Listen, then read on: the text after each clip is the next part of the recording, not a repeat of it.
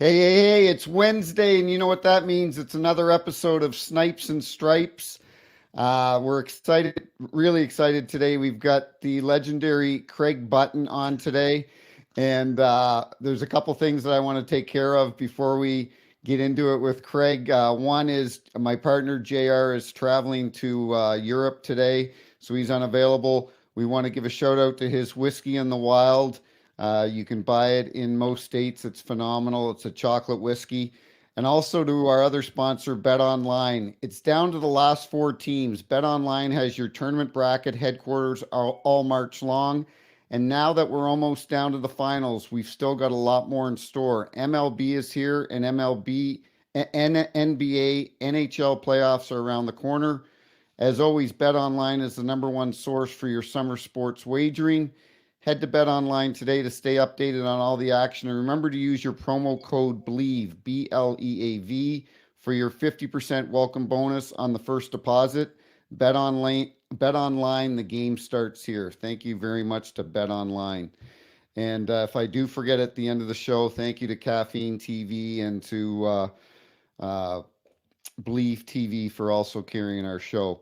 Craig, welcome. It's exciting to have you on here. This is probably one of the few nights that you've had off in the last many days. So how you been? I've been great, Tim, and you're right. It's a busy time of the year. It's a busy time of the year. I mean, not only the race for playoff position in the NHL, but out watching junior games, the NCAA. We got to wait a weekend for before we get to the Frozen Four. So busy, but it's all good at this time of the year. I mean, Right. spring is in the air, and certainly the excitement of hockey is in the air as well. Well, I'd be remiss because I know you'll echo my sentiments. I just saw earlier this afternoon. My condolences go out to Boone Jenner and his wife Maggie. They had a stillborn child today, which is just tragic to hear. I saw that, and it just Boone's the ultimate competitor, and fans and officials and people in general forget that these guys are human beings, and my thoughts and prayers go out to them during this difficult time. Well, there's an excitement when you hear about being pregnant. You're gonna you're gonna be a parent. You're gonna have a child. So, when you hear news of this nature, it really hits you right in the heart. So, Yeah, I'm right with you, Tim. And I think the camaraderie that the players and the officials have. I saw it on Monday night again yeah. in Winnipeg with Ryan Galloway's last game. And I don't think people understand, and you do, but people don't understand the camaraderie that the players and the officials have on the ice. And certainly, when you speak about Boone Jenner, you're speaking about that from firsthand knowledge. Yeah, absolutely. I watched that too of Ryan and the respect that the players showed him and Rick Bonus, who you and I both know very well. Rick's one of the classiest guys in the league, and you know what? I'll be honest. I can tell you this. Uh, I watched some of them, but over the last 2 or 3 years, sometimes it's tough to watch because and to my fault, missed out on that opportunity, and I always think about that sometimes because it is such a great time. Even though if you've and I've told this on podcasts before, Craig, the day I was released. David Clarkson reached out to me, and David Clarkson hated referees. I mean, he hated referees. And I see this number pop up and I answer it and it's David Clarkson. For a second, I thought he was going to say, "Hey, it looks good on you."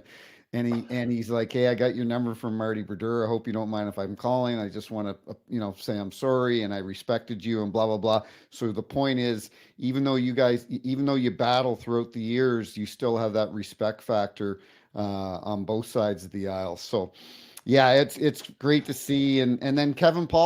Pollock, as you know, Kevin Pollock had a phenomenal career. He worked 8 or 10 or 12 conference finals. He worked a Stanley Cup, and he got hit about a month ago. And I texted him the other day. I said, "Hey, is there any chance you're going to get back?" And he goes, "No, I tore my MCL, ACL, and PCL." And this was his last season. And what a way for him to go out. He doesn't get a final game. So you can't, the bottom of the moral of the story, you can't write your own story. You can't write your own ending, right? Well, you can't, but I was talking to Greg Dvorsky about this, and Greg Dvorsky is helping out in Ontario with a Yep. lot of the young officials and with their league. And he didn't get an opportunity because of COVID.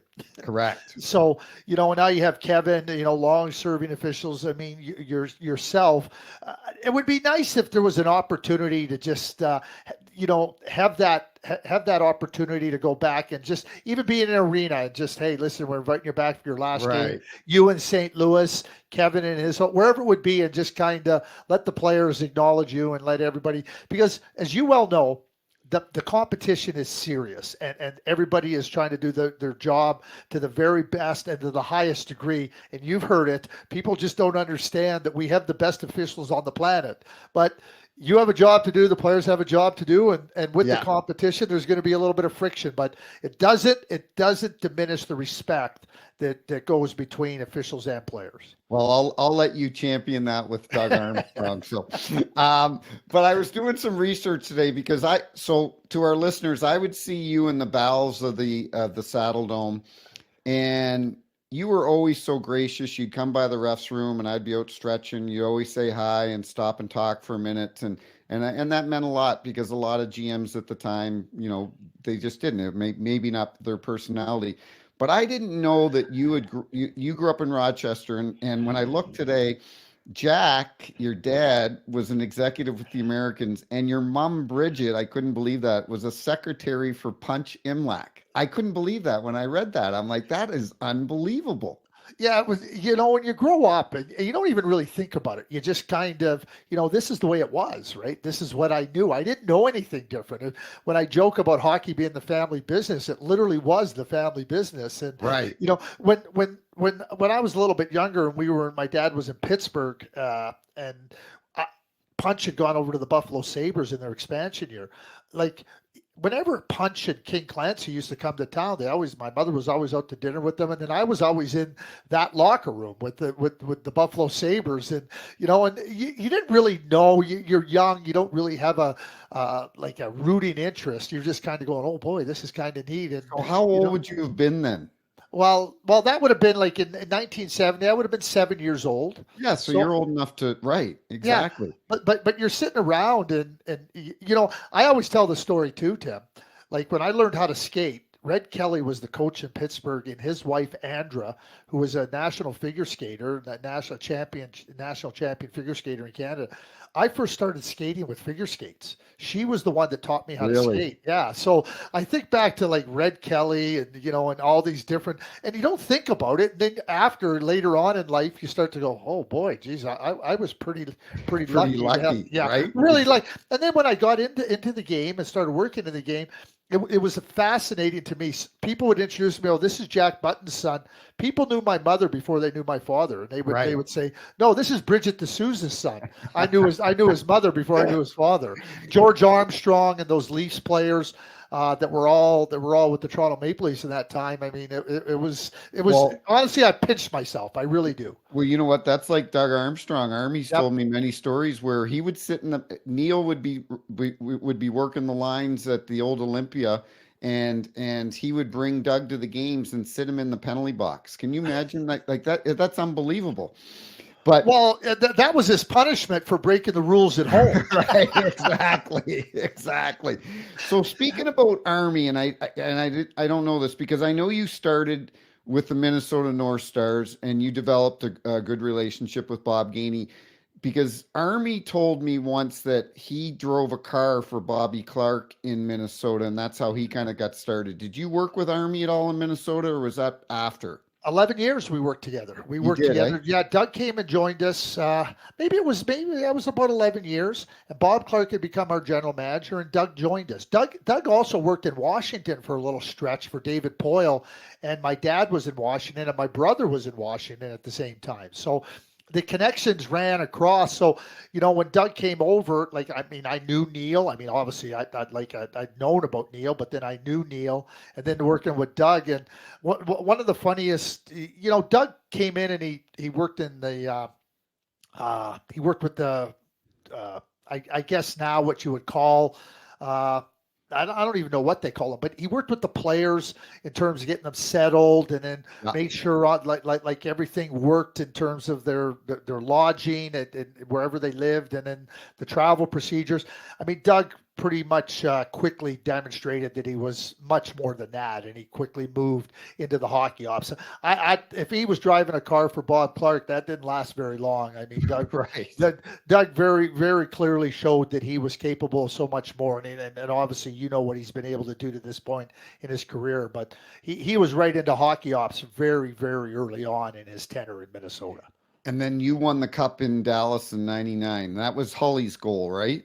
That was Hully's goal, and it was one of It those things. wasn't without controversy. What controversy, people ask. Well, you know, I love Berkey, but geez, man, that was one of the stupidest rules we ever brought in was that toe in the crease. When you look back on it, it was unbelievable. Well, one of the things that's so fascinating, I tell this story often. Earlier on in the playoffs, we had played a game against Colorado, and Pat Verbeek had scored almost exactly the same type of goal that was disallowed. Yeah. And Bob Gainey went to the league and he said, "Wait, we need some clarification on this rule." But Bob had said was there's continuation, and he wasn't standing there if there was continuation. And actually, the league clarified the rule. And Bob had the memo. I mean, we all had the memo in our pocket, but we had a play against Colorado eerily similar that have been disallowed. So, maybe if that play doesn't happen, maybe there's a different situation that comes out of that game with Brett Hall. But in the end, it worked out well. The Buffalo Sabres fans seem to have never gotten over it, but can't control everybody's feelings, Tim. They're as Barnaby told me the other day that I said they're on a 10-year rebuild. He goes, Peelsy, it's more like a 12-year rebuild. I feel bad for the fans there because something's got to change. But anyway, about a month or two ago, I said something on social media about well, JR and I were talking about it on the podcast, and I really took a lot of heat from the Toronto fans because I feel like the Toronto fans, they have this sense of entitlement and arrogance for a team that really, I'm 57 years old, that they haven't won a cup since I was a year old, and and you took I saw it was about a month ago. I think you said something on TSN about their back end or something that wasn't good enough. Me personally, listen. They've got a phenomenal team. They're still winning. I've been impressed. I've actually been very impressed in the last month how they've been playing. But I just don't see that team when the playoffs start, Craig, that they've got a back end that's going to be physical enough, and they don't really have a shutdown pair. How do you see them going forward? Well, we know that they have some great players, right? I mean, Right. Austin Matthews. I mean, this is his second time scoring 60 goals. I mean, to score 50 is rare. So, Marner and Tavares and Nylander and Morgan Riley, and teams have really good players. Even when you're not a good team, you still have Mhm. really good players. And I look at the Toronto Maple Leafs, and I'm of the same mind as you. The playoffs, when you get to the play, first of all, 16 teams are gone. The 16 weakest teams ostensibly Correct. are out. Now everybody's a good team. Everybody's hard. And I think that the formula is still the same. The ice shrinks. That your time, you don't have as much time. Wendell Clark said this to me a couple of years ago. He said, until players realize, once you get to the playoffs, players have to realize you have 3 feet less space and Yep. your time is reduced by half a second. He goes, if you don't realize that, he goes, you're not going to have success in the playoffs. So what are teams doing? They got big, long defensemen that shrink the ice, that take away the middle. I mean, you watch the St. Louis Blues win in 2019. I mean, look at the blue line. I mean that blue line was phenomenal. It was long. The Vegas Golden Knights. We can go on and on and on. You were there. You're right in the Yeah. middle of it. The formula hasn't changed. You And you are you are 100% right. Panger said to me 6 months ago. He goes, the Blues' problem is they went from Gunnarsson, Petro, Bowmeister, big defensemen with long sticks to shorter defensemen with short sticks. You look at Vegas, exactly to your point. Their shortest defenseman last year was Alec Martinez at 6'2". So they keep them. People don't understand that the bigger your defense, traditionally you should be able to keep them on the outside, right? It's tough to get down the middle. And it'll be interesting to see with Toronto. It, I listen, I love Austin Matthews. Sometimes people I grew up in New Brunswick. I grew up a Toronto Maple Leafs fan. I got pictures of me in Toronto Maple Leafs pajamas. But do I think now it's great to score 60 goals, but as you know, the proof is in the pudding come the playoffs. Does he have what it takes? Does he have that jam? Does he have that inner intestinal fortitude that says, I'm going to carry this team? I don't know. We haven't seen it yet. He may have it, but we haven't seen it, right? Well, yeah, and I'm just going to say something. I'm surprised the Toronto Maple Leafs haven't signed you yet, because if you were wearing Maple Leafs pajamas and you got pictures, you should sign a long-term free agent contract with them. Exactly. But Exactly. and I lived in Ann Arbor, Michigan for 12 years, so I got to watch the Red Wings really grow and develop. And Steve Eisman was a great player. I mean, there was no question he was a great player. And certainly he pushed himself, and they were a team that got to the finals. That they were a team that went deep in the playoffs, and the team around them had to get better. And then at the same time, to your point, Steve had to realize that scoring in the playoffs and playing in the playoffs was different, and he did. And it wasn't that he wasn't a good player, but the team got better around him, and then he got to that point where he just said, "This is what it takes." And I think I don't think it's just Austin. I think it's also the group around Toronto. I personally believe, Tim, that Brad Treliving went in there. He watched the team. I think it's obvious to everybody. And yeah, you add Joel Edmondson, you add Ilya Lyabushkin, and they're bigger.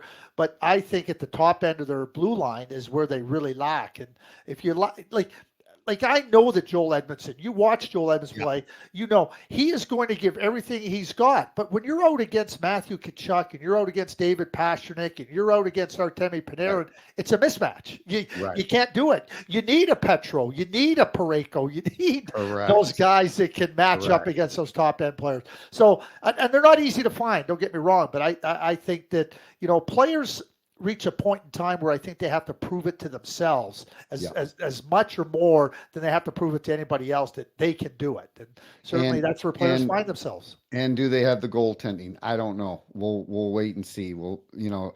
Um, who do you think's going to make the playoffs in the East? If you a month ago, I would have said Detroit was going to make the playoffs. They were humming along. I really liked how they were playing.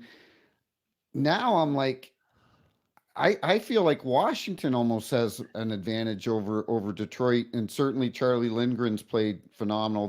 He let in 5 or 6 last night, but that's going to happen. Who do you think's going to make it in the East? Well, watching Sidney Crosby play, 2 weeks ago, Tim, I'd written off the Pittsburgh Penguins. Yeah, Well, I'll be honest with you. I thought they were going to have a tough time 3 months ago. 2 weeks ago, I said, "Oh, it's over." And now Sidney Crosby, and you've been right there for watching him from the day he started in this league.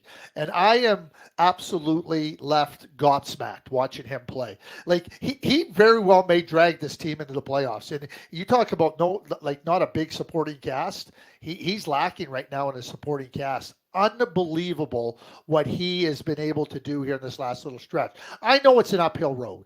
And Washington, Charlie's been good. The power play's been good. New Jersey, the Islanders, it seems New Jersey's fallen off. The Islanders, it just feels like, and yeah, Pittsburgh, the Islanders, Philadelphia, and Washington. Two of those four teams, I think, will make the playoffs. I think that because they have two paths, they have the wild card and third spot. It's going to be fascinating to watch it down the stretch. Pittsburgh and Washington play on Friday night. that'll I be thought, or do they play tonight? Do they play tonight or no. I think it is on Friday. Friday night? Yeah. I think it is. You know what? I was talking. Do you remember Derek Amell, the longtime Oh, line? sure do. Yeah. Derek, Yeah. so That's why we have the blue line, the offside rule. exactly, exactly. I should get him.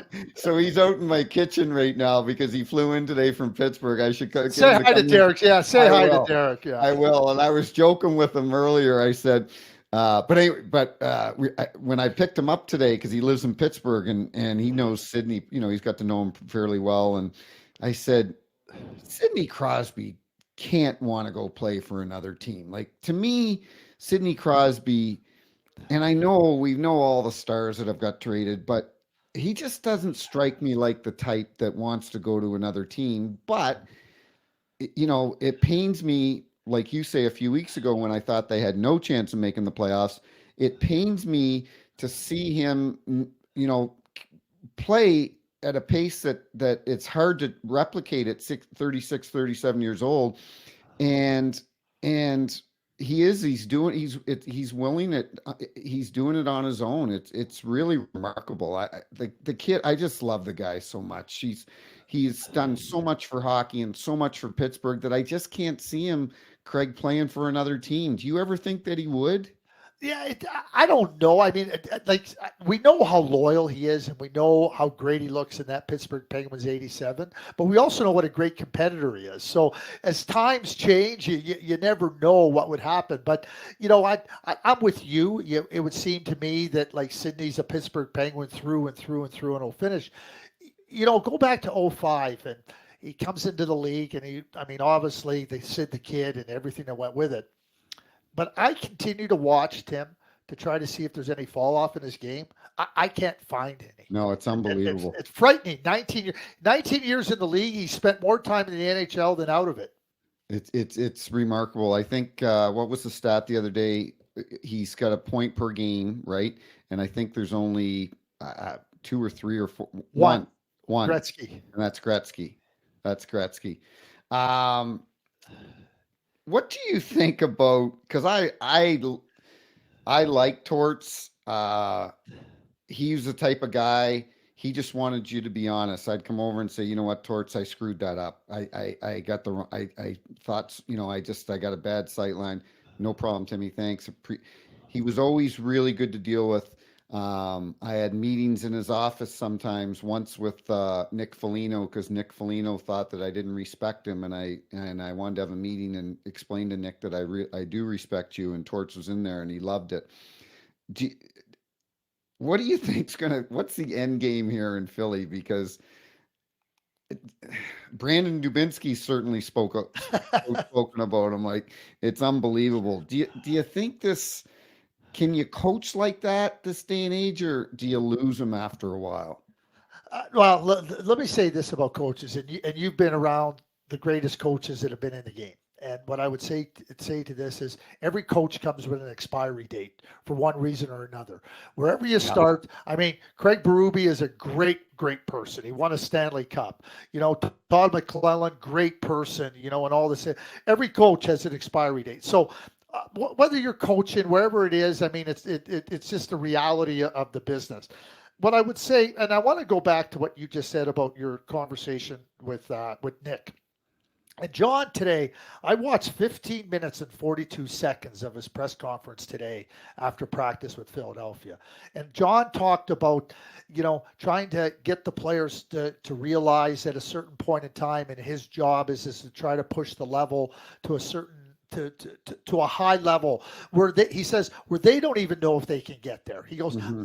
I say at times, he goes, after a game, I might be a little bit harsher, but I'm not sure they can get there. He goes, but I know they're not sure either. So it's my job to try to show the way. But he talked about honesty, and he talked about, let's just be direct with one another, and let's make sure that, that we're open to the back and forth. And he said, I've become a lot better at that. And I think it's a great example of what you just talked about. Like, he wasn't going to come to you and say, hey, I want you to know Nick. Oh, now, Tim, you Yeah. tell Nick it's okay. Yeah. Let's get everybody together. Let's Yeah. sit down. Let's go face to face, and let's have it out. And he talked about that. But I think where the Philadelphia Flyers are right now, I think that John's done a fantastic job. He's not going to be the coach there forever. We No. know that. And certainly, I think when you look at the outs, I never thought Philadelphia would be in the spot they were in at the beginning of the year. And Nobody you got to did, give right? them full marks, right? And You so do. it works until it doesn't work. Yeah, I guess that's the exactly. way I would say. Well, and they've got, as you know, you've got Keith Jones and Danny Yeah. Briere, two of the greatest guys around. They've got a good leadership group there, and it'll be interesting to see. Do you know anything, Craig? Because I had never heard of the guy before. Do you know anything about this Ivan Fedotov? He's 6'7", right? The goalie. Oh yeah, he's a well. It's interesting. They signed him a couple years ago, Okay, and then Russia said you got to serve in the military, so they kept him from coming to the NHL. really? So yeah, so he had the Flyers had drafted him back in 2015, I believe, late in the draft, a big goaltender, and let him develop, and then they signed him, and then I guess right before he was coming over, and they said nope, you have to do your mandatory. I believe that the Flyers or the NHL appealed it, and the Uh-huh. but how do you enforce it? So Right. now he's playing in Seska, the Red Army, with where Sergei Fedorov was, and they just decided, okay, we're letting you go. Like they hold you back, and then they just say, up, you're out of here, and over he comes, and So they goaltender. he's only played that time when Harrison got pulled, right? He Yeah, hasn't started a game yet. no. You got to think he's going to start in the next couple games for sure. Well, they And sent Sandstrom down, so yeah, you would have to believe it. and I loved it because the Philly fans. Like I love the Philly fans. He came out in his pregame warm up, skating with his teammates, and they gave him a standing ovation, and he saluted the crowd. Like they're gonna if he wins in Philly, Oh, it'll be unbelievable, right? Like it could be a really great story. And who knows if they get in the playoffs, he may be the type of guy that all of a sudden carries the load. Like you don't know. It just could be a phenomenal story.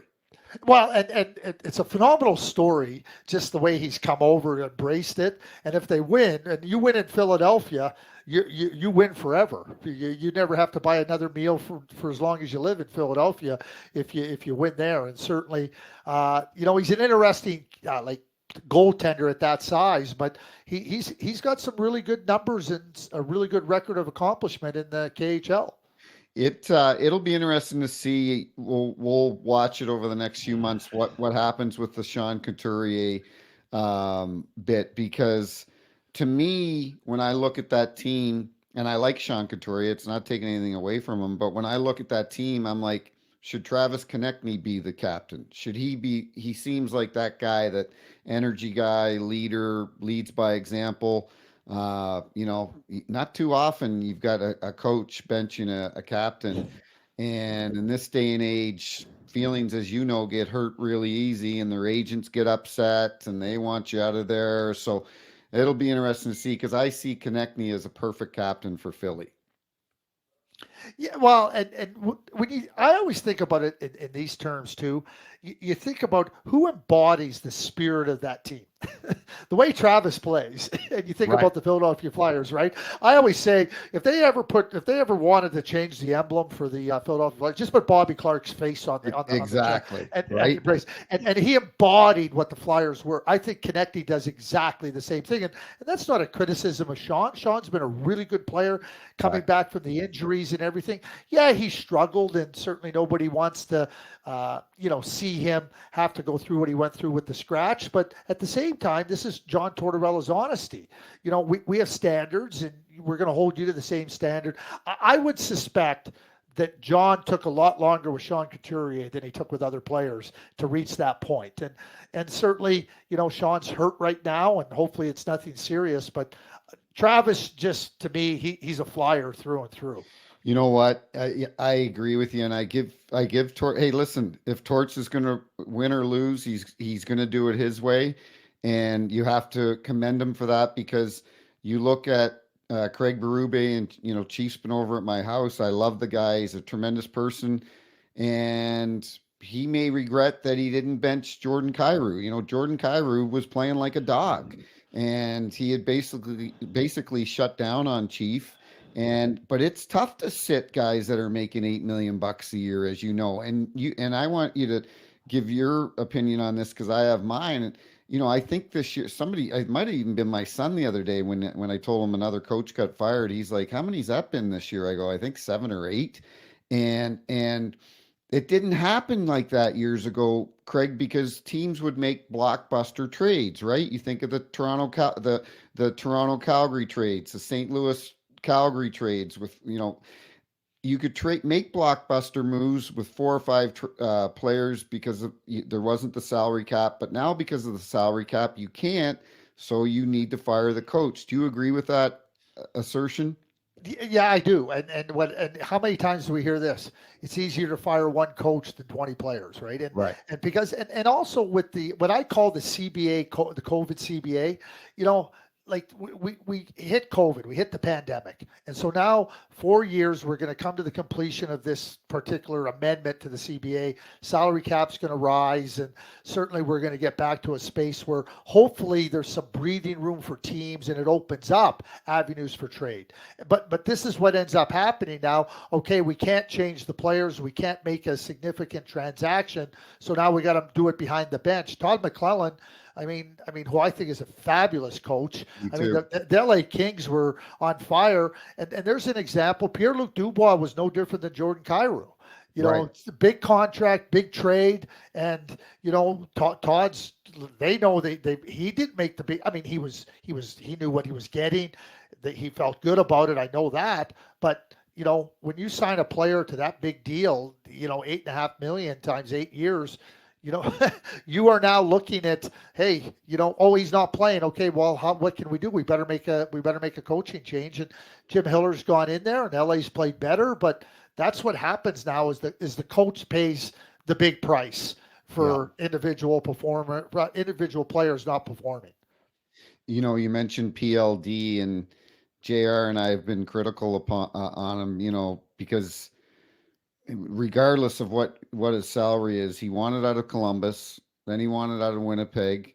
He gets to LA, he's wearing flip flops and driving a probably a Porsche to going to the beach, and life's pretty good. At some point, you got to step up. Like you got to, he just hasn't. I don't know what it is. And I saw Dowdy's comments there a month ago, and it was, I'm sure, directed at a guy like Pierre-Luc Dubois. So it's time for him to step up, uh, uh, Craig, because he's asked for different environments. And well, now he's in one of the best environments with one of the best ownership. You got Luc Robitaille, you got Rob Blake, you had Todd McClellan, who is, I got to know him through Chaser. Him and Chaser know each other well, is one of the greatest guys in hockey, and he got him fired. So it'll be interesting. Well, think about that. You just mentioned, the LA Kings. You mentioned Luke. You mentioned Rob. You mentioned Drew. You got Anze Kopitar, just an Right. unbelievable captain. You got Philip Deneau. Philip Deneau, I mean, every single shift he goes out there, you would think he was playing Game 7 of the Stanley Cup Uh-huh. Final, right? So, and I'm just naming a few, but like players that are dialed in to give their very best. It's real simple for me. Pierre-Luc Dubois, who I've watched play for a long time, is capable of so much more. And Daryl Sutter used to say this to his players: "I'm not going to ask you to do more than you can, but don't give me less." And Right. Pierre-Luc Dubois is given far less. Right. Follow a lot, like as far as if a team makes a trade, you're very knowledgeable on what players they gave up and draft picks and so on. How is Vegas? It seems, any UFA or any big trade deadline this year, people were talking about Vegas is in on this, and they got Hannafin, they got Hurdle. How is, because I honestly don't know. Do they have anything left in the cupboard as far as draft picks, or they're just like balls to the wall saying we're going for it, and we don't care. Like, can you touch on that? I think from the day they entered the league, and it's interesting because George McPhee talked about, being in Washington and at times you take a conservative approach. Well, he ends up in Vegas and he said it's been anything but conservative with Bill Foley, the owner. And, they go to the Stanley Cup final in their first year. Kelly McCrimmon, who I've known for a very, very long time, you go back and look what he did in the Western Hockey League. He was always bold. He wasn't afraid to take a risk. And we tend to look at the draft just through the lens of a first round draft pick. Right. If you go and look at what the Vegas Golden Knights have done, they've done a really nice job of acquiring players. Like, the St. Louis Blues end up getting Zach Dean. in Yep. the trade for Barbashev. So Uh-huh. what the Vegas Golden Knights do say is, okay, Zach's not going to help us right now, but Barbashev can help us now, and he's got enough years on him. They give him a 5-year contract extension, Right. so they know they have him. And but if you don't draft Zach Dean, and I believe they drafted him 31st and late in the first Yep. round, Yep. you He can't was. even think about making that trade. Like, Dorofeyev, who's playing right now, I think he's got 12 or 13 goals. They draft him in the third or fourth round. They have an excellent player playing in Saginaw, and Saginaw will be in the Memorial Cup this year because they're hosting it. A kid by the name of Matthias Sapovaloff. Like, he's not going to be much more than maybe a 2-3 center, but big, strong, and he's going to be a really good, strong, solid player. I think that they looked at it and said, we need to get players out of other parts of the draft. They've done that. And then they went out and they did the key things. They traded for Mark Stone. They traded for Jack Eichel, and then they were able to sign Alex Pietrangelo as a free agent.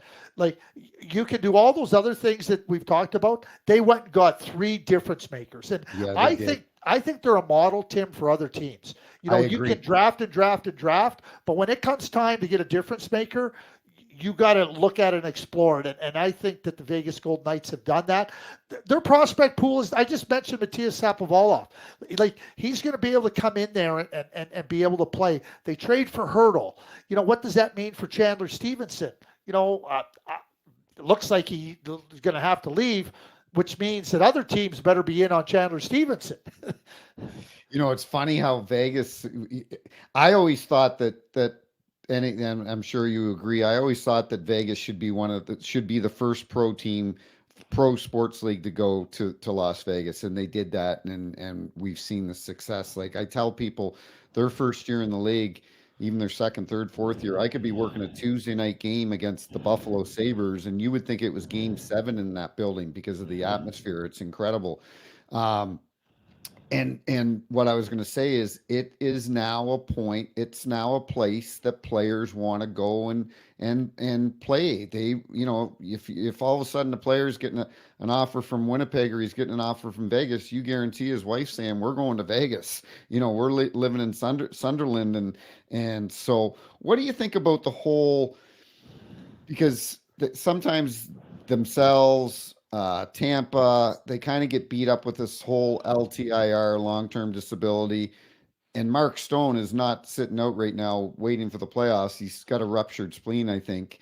And do you think the GMs or I guess the GMs will change that going forward, maybe in a couple years, because they're not breaking any rules, but Kucherov, a lot of people wouldn't have known that Tampa did it until Kucherov wore the T-shirt and kind of flaunted it, right? Like he kind of rubbed it in everybody's nose. So will they change that, do you think, at some point, or they're just going to continue on? Well, it's a CBA related issue. It's part of the Right. CBA, so you're going to have to make an amendment to the CBA.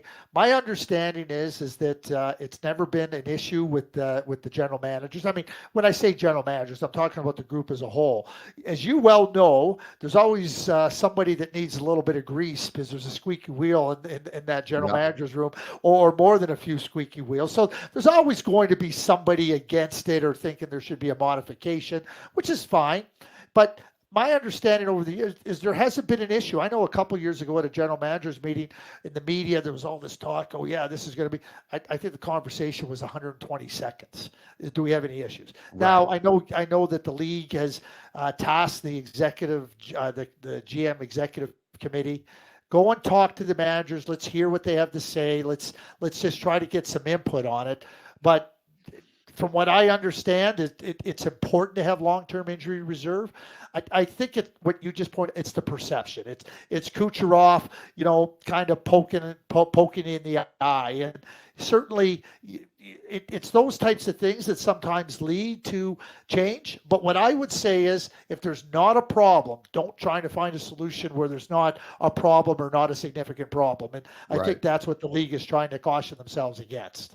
We talked about Toronto earlier, and we'd be remiss if we didn't talk about the Edmonton Oilers. I truly think they're the best team coming out of Canada right now. I'm a big Rick Tocchet fan. I love Talk. What he's done with him and Adam Foote, what they've done with that team is tremendous. They've fallen off as of late. I'm sure he'll get it back on the tracks, but I just see, I love Kenny Holland. You'll love this. It was a couple summers ago. I would go to visit Panger up in Michigan, and he goes, "Hey, we're playing golf tomorrow, and we're playing with Kenny Holland and Iserman at Oakland Hills." And I said, I haven't seen Steve in a long time. I said, I kicked Steve out of a hockey game in Nashville. I said, I hope he's still not doesn't hold a grudge. So anyway, but I love, Kenny. He's just one of the gentlemen of the game, right? And the Perry pickup, Connor Carrick pickup, they were weak. Jamal Mayers and I went to an Oiler Blues game last year. Jammer goes, their problem is the third and fourth line. Their problem is the third. They don't have enough depth on the third and fourth line. They've added to that, and and I think that's a team. Well, obviously with Connor McDavid, but Stuart Skinner has seemed to find his game this year. Found his game. What's your feeling on the Oilers right now? Okay, you all, I want to say one thing. I bet you Steve didn't forget that you threw him out of a game. No, he definitely didn't forget. Right. uh, when I agree with exactly with what you and Jammer had to say about the third and fourth line. Bruce Cassidy last year after they beat Edmonton, he says we beat Edmonton with our third and fourth lines. Yeah. He goes that was a real key to us winning, the depth that they had. When you look at Adam Henrique, you look at Sam Carrick, and I think Corey Perry also, the edge that he brings. Like, he can stand up and look around to anybody in that room and say to them, this ain't good enough, because Right. everybody in that room knows that he knows. And, Correct. and having that type of, and Corey has the confidence. He's not going to sit there in a corner. Oh, it's Connor McDavid. He's not going to be afraid to challenge Connor McDavid. And Correct. I think they're much, much deeper. And I also believe too, when I listen to Connor McDavid talk now, I just see this maturity in terms of understanding that I can be as great as I am. Leon can be as great as he can be. He goes, but this is about what we have to do as a team. And the way they've committed themselves and the way Kenny has supported the group by adding those players, in my view, I get asked that question. I think that Edmonton is the best team in Canada. The West is going to be a grind, but Yeah, I it is. think the Edmonton Oilers are the team that can withstand the grinding and compete for the Stanley Cup as the best of the seven Canadian teams. Like, how much fun is it seriously to watch Nathan McKinnon and Connor McDavid play? Like, you're a couple years older than me, not much, but we grew up watching Gretzky and we watch Lemieux and some amazing players, and everything's relevant, different eras and so on. But if Edmonton's playing, I'm turning it on and I'm telling my Bronson, my 12-year-old, to come and watch the game, because every shift he may do something that you've never seen before. It's unbelievable, Craig, how good this kid is. I was doing the Montreal game last Tuesday in Denver. And so, Montreal rolls in there. Marty St. Louis had just returned to the team. Yep. And it was, I mean, you know what the team feels about him. Marty's such an unbelievable person. And 43 seconds into the game, it's 1-0 Colorado. McKinnon he explodes. It's one. And I remember I'm standing there, I'm going, uh-oh, this could get ugly real fast. But Montreal ended up winning the game 2-1. Caden Primo had a great game. But every time McKinnon touches the puck, just like every time McDavid touches the puck, you get right to the edge of your seat because you know something great can happen. And the speed at which they play it, Tim, you've been right there on the ice with the best players, with the greatest players that have played the game. And my son-in-law is a huge Oilers fan, huge. And Yeah. when I get a chance, I'll take him to watch Edmonton Oilers. He just can't believe what it's like to watch him in person. He just is in awe. And I'm the same as you. Like, I mean, I go to I'm a fan. I'm a fan watching Nathan McKinnon and McDavid, because their brilliance, it just doesn't show any limits. They can do so many different things in the game. And when we talk about selling excitement and selling the skill of hockey, those two guys are the poster boys. Well, you know what? And going back to Edmonton and their chances, they better hope Stuart Skinner doesn't go down or get injured or maybe lose his edge because they need him to be at the top of their game. But I've been impressed with their defense this year. You know, Evan Bouchard, I didn't realize. I knew he was a good player, but I didn't realize what a tremendous player he is. He's got 70 some points, I think, this year. It's incredible. Going back to prospects, can you tell me a little bit about Macklin Celebrini and what you think of him? And is he the consensus overall first overall pick? So I'll answer the second question first. Yes, I mean there's not a better player available than Macklin Celebrini. That doesn't mean over time that somebody might not emerge and be a really good player, but Macklin stands alone. I'm going to give you two words, a first name and a last name, to describe Macklin Celebrini. Jonathan Tays. Really? That to me is his game. That to me, and you know, people say, well, you know, he's got more than Jonathan Tays. And Jonathan Tays was a franchise superstar in a very different way than Nathan McKinnon was a franchise superstar, different than Steven Stamkos or different than Connor McDavid. But the importance of what Jonathan Tays delivered to the Chicago Blackhawks, that's what I think Macklin is. Last year in the USHL, he was the best player in the league at 16 years of age. He went to the U18 tournament for Canada. He was a year younger than just about every player there, and he was phenomenal in helping Canada win a bronze medal. He's now at BU. He's been phenomenal as a 17-year-old first-year player there. His game is so complete. His game is so defined and so competitive, and I think that you're getting what I call a pillar franchise player in Macklin Celebrini. And you know, you think about his dad. I don't know if you're aware of what his dad's the No. sport. His dad's the sport and performance physiologist for the Golden State Warriors. And so, you know, Macklin played in the San Jose area. I mean, to me, the completion of this story is San Jose winning the lottery and Macklin going back to San Jose. You know, he's been around the likes of Steph Curry and that Clay Thompson and you know that great group of winners in Golden State. So you know Well, it'd be nice for Macklin and I think for the family for him maybe and it would be great for San Jose. it'd be great for Mike Greer because Yeah. as you know, like I worked my first playoff game in San Jose. That building Oh, rocks. Like they've got a great fan base there. I loved working there. Loud, passionate fans. And but it's funny you bring that up because I didn't know that backdrop, and that's why I've got you on today because you're a wealth of knowledge. But I said to somebody the other day, I said, I wonder if would he rather go to the Chicago Blackhawks and play with Bedard or go to a team like San Jose that is really on a real rebuild. You know, I don't know. Would he be like, you know what? I don't need to go home. I'll play with Bedard in Chicago, well, I mean, so let me just why don't we just evaluate the options? I get to go to Chicago and play with Bedard, or I get to right? go home and play in San Jose, like you know, play in a place that he knows pretty well, in the you know the Golden State Warriors. I mean, I know this: whoever drafts Macklin Selby, whoever gets the opportunity to draft first overall, they're not losing. No. He's going to help that team be successful eventually, just like the great ones have. But you know, an opportunity to go play with Connor Bedard. I mean, it's Connor's Connor never ceases to amaze me. He is the next you know when you think about young superstars. I mean he only turns 19 in July, Tim, and he's a superstar in every Well, way. and not a slight on the players that he's playing with right now, but let's be honest, he's you know, let's Chicago's not a very good hockey club right now, and he's not surrounded by great players. So you're absolutely right. Like hats off to him. Just a couple more questions, and we'll wrap this up. What do you? I would love to see a Florida Boston conference final. I think it would be an absolute war. And I had to laugh because Pat Maroon's a good buddy of mine. He's a St. Louis guy. And I laughed today when I saw on the internet he's sitting beside Brad Marchand in the dressing room, and there's a picture of them laughing. I'm like, this is what makes hockey so good.